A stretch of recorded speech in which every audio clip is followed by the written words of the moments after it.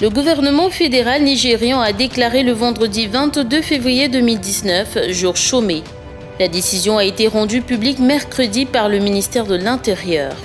Le communiqué signé du général Bello Dambazo prescrit que les personnes assurant des tâches essentielles et les banquiers ne sont pas concernés. Cependant, l'objectif visé est de permettre aux populations de mieux se préparer pour les élections du samedi 23 février. Du côté de l'armée, le général Tukur Yusuf Buratai a exhorté les officiers à faire preuve de loyauté et à lutter contre la fraude électorale lors d'une réunion de hauts responsables militaires mercredi à Abuja.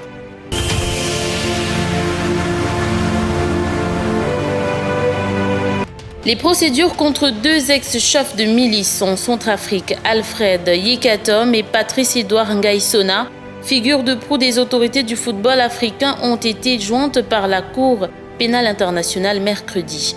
Parmi les raisons qui justifient ce choix, accroître l'équité et la rapidité de la procédure, en évitant notamment le double emploi des preuves et des dépenses inutiles. M. Ngaïsona a été interpellé en France en décembre à la suite d'un mandat d'arrêt délivré par la CPI qui siège à La Haye. Il est apparu le 25 janvier pour la première fois devant la Cour, 2 jours après son extradition. Ce dernier et son co-accusé sont soupçonnés et accusés de crimes de guerre et crimes contre l'humanité dans l'ouest de la République centrafricaine entre septembre 2013 et décembre 2014.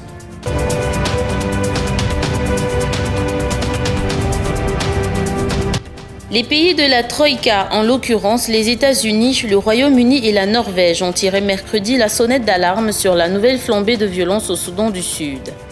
Parrain historique de l'indépendance de ce pays et important bailleur de fonds, ils ont également appelé toutes les parties à assurer la sécurité des civils dans la région méridionale de Yei.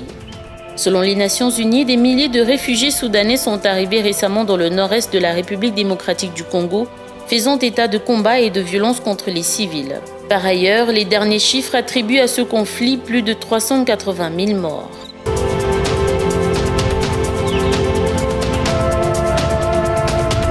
Le pape François a procédé jeudi au Vatican à l'ouverture d'un sommet inédit de 3 jours et demi sur les agressions sexuelles sur mineurs. Le souverain pontife s'est exprimé jeudi devant les présidents de 114 conférences épiscopales, des chefs des églises orientales et dirigeants de congrégations de religieux, ainsi que de hauts prélats du Vatican sur l'urgence de prendre des mesures concrètes contre ce mal qui affecte l'Église catholique depuis longtemps. Le pape jésuite veut réveiller les consciences dans ses rangs avec une méthode collégiale éducative faite de discours, de petits groupes linguistiques de travail, entrecoupés de prières, mais aussi de témoignages de victimes du clergé.